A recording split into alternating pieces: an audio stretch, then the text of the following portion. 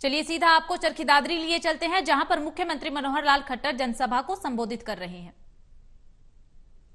जब आते हैं बेसहारा गौवंश एक्सीडेंट करते हैं, पनिया खाते हैं, बड़ी कई बार दुविधा मन में होती थी कि इसका कैसे हल निकाला जाए।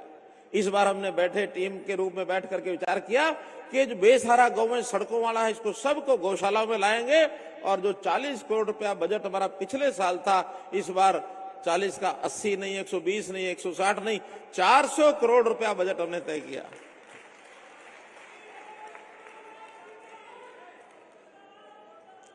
और इसमें गौशालाओं को उन्हीं को ज्यादा देंगे जो बेसहारा गौवंश को पकड़ने का काम हमारी नगर पालिकाएं, हमारे ग्राम विकास, पंचायती राज संस्थाएं वो करेंगी, लेकिन उसकी सेवा करने का काम जो गौशालाएं अपने जिम्मे लेंगे, या कुछ नई संस्थाएं पंचायती अगर उनको जगह चाहिए वो जगह भी उनको देंगे ताकि गौशालाएं बनाएं, और भरपूर अनुदान उनको देंगे ताकि उनके चारे का खर्च ये सब उनको दिया जा सके।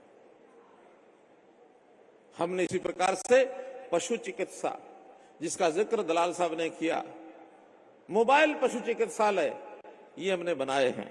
और अभी हमारे जो पशु चिकित्सा पॉलीक्लिनिक्स हैं, अभी 7 पॉलीक्लिनिक हैं। विचार आया कि उनको बढ़ाना चाहिए, 6 पॉलीक्लिनिक और हम बना रहे हैं। अगले साल भर के बाद ये 7 और 6 13 पॉलीक्लिनिक हो जाएंगे, जिसमें चरखी दादरी में भी एक जरूर होगा, ये नया बनाएंगे।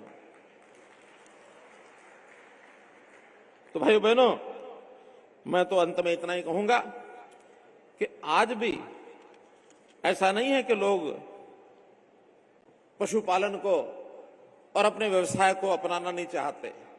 हमने एक योजना बनाई, मुख्यमंत्री अंत्योदय परिवार उत्थान योजना, अर्थात जिन परिवारों की आमदन साल में 1 लाख रुपए से भी कम है, उनकी आमदन कम से कम 1,80,000 हो जाए, यानी डबल हो जाए।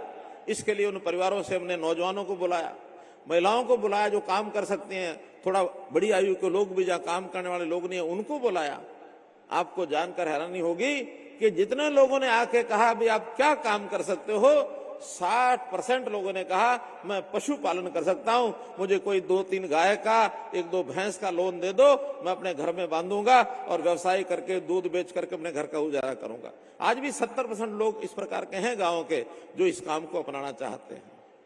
अब ये कठिनाई आई उसमें हमें कि घर में गाय का भैंस के बांधने की जगह नहीं है।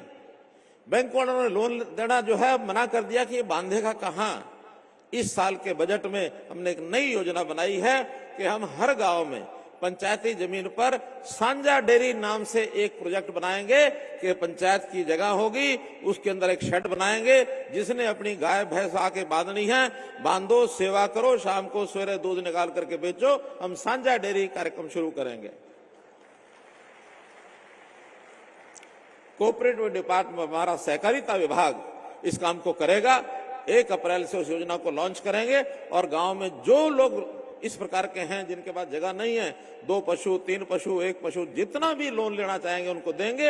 अगले साल में हम चाहते हैं ऐसे परिवार, अभी 7 लाख परिवार ऐसे हैं जिनकी आय 1 लाख रुपया साल से कम है, जिसमें से 80,000 लोगों की एप्लीकेशन तो हमने मार्क कर दी है बैंकों को, इनको लोन दे दो, काफी को दे दिया, बाकी चल रहा है। अगले साल में 2 लाख परिवारों को और हम लोन देंगे।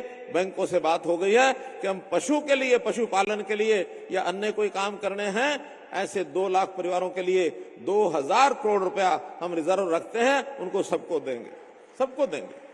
गरीब आदमी है, अगर उसके पास गारंटी देने के लिए कुछ नहीं है तो सरकार उसकी गारंटी लेने के लिए तैयार है, गारंटी लेने के लिए तैयार है। एक अनुभव और हमारा है कि जितने आदमी को छोटे लोन दिए जाते हैं, वापस करने में बड़े बड़े लोग तो हेराफेरी कर जाते हैं, कंपनियों वाले लोग, बड़े व्यापारी देते हैं, वापस करते हैं, नहीं करते हैं, 6-8 महीने, 6-8 साल में कभी ना कभी फेल होकर खड़े हो जाते हैं। लेकिन ये जो छोटा आदमी लोन लेता है, ये छोटी छोटी किस्त कमाई में से साथ साथ देता है, ये डिफॉल्टर नहीं होता है, डिफॉल्टर नहीं होता है। अभी कुछ दिन पहले मैंने ऐसे लोग जो प्रधानमंत्री ने एक योजना बनाई थी, रेडी फड़ी लगाने वाले, छोटे खोमचा लगाने वाले, ऐसे लोग 10,000 रुपए का उनको लोन गवर्नमेंट की गारंटी पर दे दो, हमने दिए। हरियाणा के अंदर लगभग ऐसे 27-28 हजार लोगों को लोन दिए हुए हैं। एक दिन सबसे टेलीफोन करके एक टेलीफोन की व्यवस्था होती है कि सबको जोड़ लिया जाता है। जैसे मैं यहां से बोल रहा हूं ऐसे वो सब लोग सुन लेते हैं और बाद में फिर कुछ लोगों से मैं बात करता हूं। जितने लोगों से मैंने बात की सबने कहा हमारी किश्तें पूरी हो गई हैं, अगला लोन 20,000 का भी हमने ले लिया है, अप्लाई कर दिया है। केवल एक आदमी इतने लोगों में मुझे मिला, कहने लगे मेरा रेडी का एकदम सामान खराब हो गया था, मुझे 4,000 रुपए का घाटा पड़ गया, मुझे उस दिन रेडी बंद करनी पड़ी, मेरी मदद करो। हमने डिप्टी कमिश्नर को कहा सबसे पहले जाके इसकी मदद करो, दोबारा इसकी रेडी लगवाओ, दोबारा लगवाओ। आखिर रोजगार करना, लोग अपनी कमाई करके अपने आप को ऊपर उठाएं, किसी के आगे हर समय हाथ फैलाना ये अच्छी बात नहीं है, अच्छी बात नहीं है। हमारा हाथ सबका यूं रहे अच्छी बात नहीं, हमारे जीवन में ऐसा समय आए जब ये हाथ यूं रहने के बजाय यूं हो जाए, किसी की मदद हम भी कर सकें, ये स्वभाव मन में चाहिए, स्वाभिमान ये जागना चाहिए। तो भाई बहनों, आप पशुपालन करो, आप कोई और व्यवसाय खेती से जुड़ा हुआ करो, खुम्भी का फार्म लगाओ, आप मधुमक्खी का फार्म लगाओ, आप फूलों की खेती करो, आप कोई फूड प्रोसेसिंग के छोटे मोटे धंधे में आ जाओ, आप एफपीओ बनाओ, आप खेती में जो हमारी प्राकृतिक खेती है उसको अगर धारण करो, पानी को बचाने के लिए माइक्रो इरिगेशन का उपयोग करो। जो काम किसान, जो काम पशुपालक करना चाहता है उसको कहीं कठिनाई आती है, उस कठिनाई को हटाने के लिए, दूर करने के लिए हमेशा आपकी ये सरकार ये हमेशा तैयार है। आप हमको संदेश भेजिए, आपको मदद करेंगे। बहुत बहुत धन्यवाद, बहुत बहुत आभार।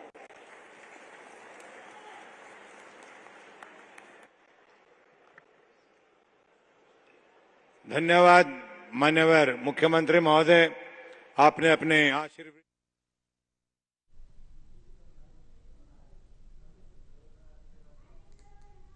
तो आप मुख्यमंत्री मनोहर लाल को सुन रहे थे, जिन्होंने कहा कि सभी जनता से, किसानों से अपील की है कि आपको जो भी व्यवसाय करना है आप कीजिए, पशुपालन करना है पशुपालन कीजिए, या फिर खेती से जुड़ा कोई भी व्यवसाय आप कीजिए।